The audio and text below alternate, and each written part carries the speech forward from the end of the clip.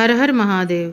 ब्रह्मा और विष्णु को भगवान शिव के शब्दमय शरीर का दर्शन देना, ये कथा है आज की।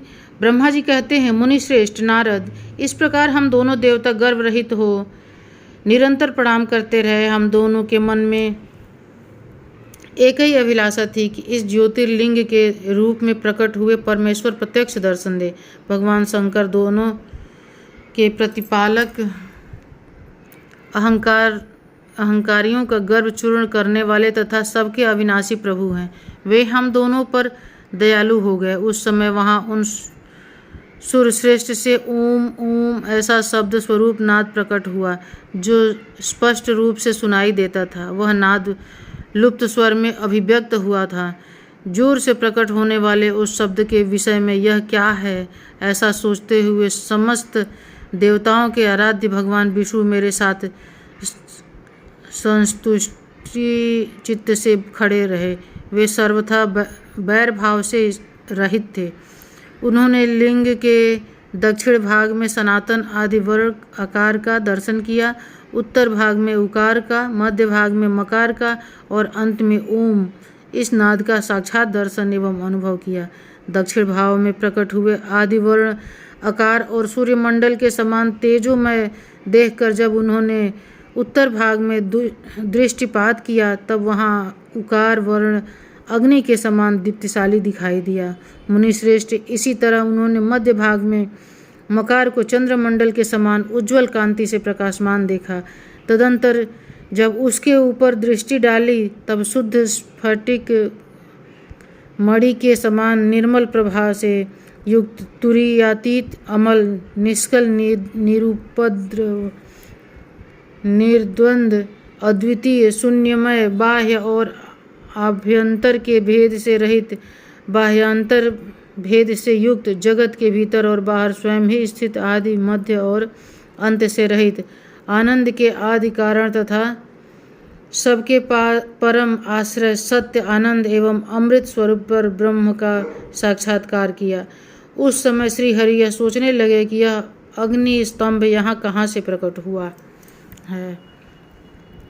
हम दोनों फिर इसकी परीक्षा करें। मैं इस अनुपम अनल स्तंभ के नीचे जाऊंगा। ऐसा विचार करते हुए श्री हरि ने वेद और शब्द दोनों के आवेश से युक्त विश्वात्मा शिव का चिंतन किया। तब वहाँ एक ऋषि प्रकट हुए जो ऋषि समूह के परम सार रूप माने जाते हैं। उन्हीं ऋषि के द्वारा परमेश्वर श्री विष्णु ने जाना कि इस शब्द ब्रह्ममय शरीर वाले परम लिंग के रूप में साक्षात परम ब्रह्म स्वरूप महादेव जी यहाँ प्रकट हुए हैं। ये चिंता रहित अथवा अचिंत्य रुद्र हैं। जहाँ जाकर मन सहित वाणी उसे प्राप्त किए बिना ही लौट आती है, उस पर ब्रह्म परमात्मा शिव का वाचक एकाक्षर प्रणव ही है। वे इसके वाच्यार्थ स्वरूप हैं। वह परम कारण रित सत्य आनंद एवं अमृत स्वरूप पर ब्रह्म एकाक्षर का वाच्य है। प्रणव के एक अक्षर आकार से जगत के बीजभूत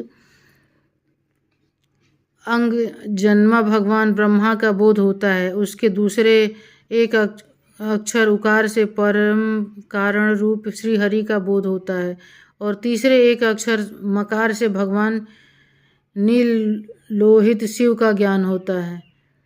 अकार सृष्टि करता है, उकार मुंह में डालने वाला है और मकार नित्य अनुग्रह करने वाला है।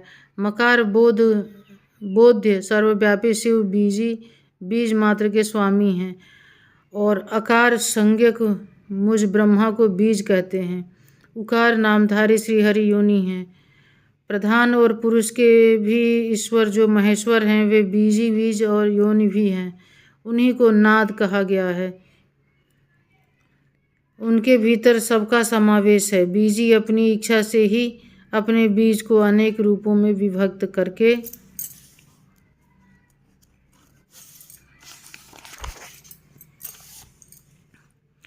स्थित हैं। इन बीजी भगवान महेश्वर के लिंग से आकार रूप बीज प्रकट हुआ, जो उकार रूप योनि में स्थापित होकर सब ओर बढ़ने लगा। वह सुवर्णमय अंड के रूप में ही बताने योग्य था। उसका और कोई विशेष लक्षण नहीं लक्षित होता था। वह दिव्य अंड अनेक वर्षों तक जल में ही स्थित रहा। तदंतर 1000 वर्ष के बाद उस अंड के 2 टुकड़े हो गए। जल में स्थित हुआ और वह अंड अजन्मा ब्रह्मा जी की उत्पत्ति का स्थान था और साक्षात महेश्वर के आघात से ही फूटकर 2 भागों में बट गया था। उस अवस्था में उसका ऊपर स्थित हुआ सुवर्ण में कपाल बड़ी शोभा पाने लगा। वहीं द्युलोक के रूप में प्रकट हुआ तथा जो उसका दूसरा नीचे वाला कपाल था वही यह 5 लक्षणों से युक्त पृथ्वी है। उस अंड के चतुर्भुज ब्रह्म उत्पन्न हुए जिनकी क संज्ञा है, वे समस्त लोकों के सृष्टा हैं। इस प्रकार वे भगवान महेश्वर ही ओम इन त्रिविध रूपों में वर्णित हुए। इसी अभिप्राय से उन ज्योतिर्लिंग स्वरूप सदाशिव ने ओम ओम ऐसा कहा। यह बात यजुर्वेद के श्रेष्ठ मंत्र कहते हैं। यजुर्वेद के श्रेष्ठ मंत्रों का यह कथन सुनकर ऋचाओं और साम मंत्रों ने भी हमसे आदर पूर्वक कहा, हे हरे, हे ब्राह्मण, यह बात ऐसी ही है। इस तरह देवेश्वर शिव को जानकर श्री हरि ने शक्ति संभूत मंत्रों द्वारा उत्तम एवं महान अभ्युदय से शोभित होने वाले उन महेश्वर देव का स्तवन किया। इसी बीच में मेरे साथ विश्वपालक भगवान विष्णु ने एक और भी अद्भुत एवं सुंदर रूप देखा। मुने वह रूप 5 मुखों और 10 भुजाओं से अलंकृत था। उसकी कांति कर्पूर के समान गौर थी। वह नाना प्रकार के छटाओं से छविमान तथा भांति भांति के आभूषणों से विभूषित था। उस परम उदार महापराक्रमी श्री हरि और महापुरुष के लक्षणों से संपन्न अत्यंत उत्कृष्ट रूप का दर्शन करके मैं और श्री हरि दोनों कृतार्थ हो गए। तत्पश्चात परमेश्वर भगवान महेश प्रसन्न हो अपने दिव्य शब्दमय रूप को प्रकट करके हंसते हुए खड़े हो गए। आकार उनका मस्तक और आकार ललाट है। इकार दाहिना और ईकार बायां नेत्र है। उकार को उनका दाहिना और उकार को बायां कान बताया गया। ऋकार उन परमेश्वर का दायां कपोल है और ऋकार बायां।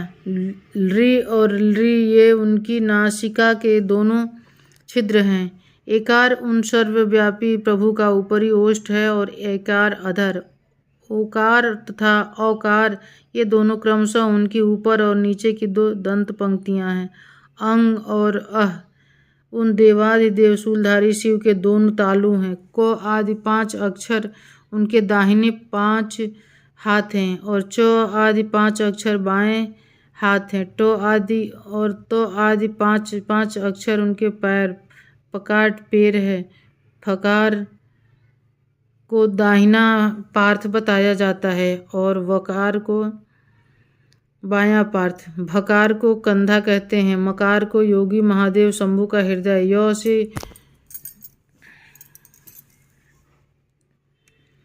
य से लेकर श तक 7 अक्षर सर्वव्यापी शिव के शब्दमय शरीर की 7 धातुएं हैं। हकार उनकी नाभि है और उक्षकार को मेरु मूतेंद्रिय कहा गया है। इस प्रकार निर्गुण एवं गुण स्वरूप परमात्मा के शब्दमय रूप को भगवती उमा के साथ देखकर मैं और श्री हरि दोनों कृतार्थ हो गए। इस तरह शब्द ब्रह्मामय शरीरधारी महेश्वर शिव का दर्शन पाकर मेरे साथ श्री हरि ने उन्हें प्रणाम किया और पुनः ऊपर की ओर देखा।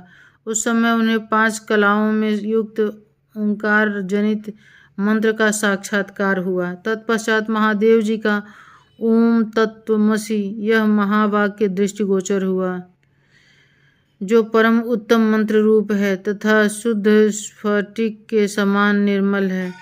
फिर संपूर्ण धर्म और अर्थ का साधक तथा बुद्धि स्वरूप गायत्री नामक दूसरा महान मंत्र लक्षित हुआ, जिसमें 24 अक्षर हैं तथा जो चारों पुरुषार्थ रूपी फल देने वाला है। तत्पश्चात मृत्युंजय मंत्र, फिर पंचाक्षर मंत्र तथा दक्षिणा मूर्ति संज्ञक चिंतामणि मंत्र का साक्षात्कार हुआ। इस प्रकार 5 मंत्रों की उपलब्धि करके भगवान श्री हरि उनका जाप करने लगे। तदंतर ऋक, यजु और साम ये जिनके रूप हैं, वो जो ईशों के मुकुटमणि ईशान हैं, जो पुरातन पुरुष हैं, जिनका हृदय अघोर अर्थात सौम्य है, जो हृदय को प्रिय लगने वाले सर्वगुह्य सदाशिव हैं, जिनके चरण वाम परम सुंदर हैं, जो महान देवता हैं और महान सर्पराज को आभूषण के रूप में धारण करते हैं, जिनके सभी ओर पैर और सभी ओर नेत्र हैं, जो मुझ ब्रह्मा के भी अधिपति, कल्याणकारी तथा सृष्टि पालन एवं संहार करने वाले हैं, उन वरदायक सांब शिव का मेरे साथ भगवान विष्णु ने प्रिय वचनों द्वारा संतुष्टि चित्त से स्तवन किया। हर हर महादेव। ये कथा समाप्त होती है। अगली कथा है उमा सहित भगवान शिव का प्राकट्य, उनके द्वारा अपने स्वरूप का विवेचन तथा ब्रह्मा आदि तीनों देवताओं के एकता का प्रतिपादन। हर हर महादेव। ये कथा आगे पढ़े।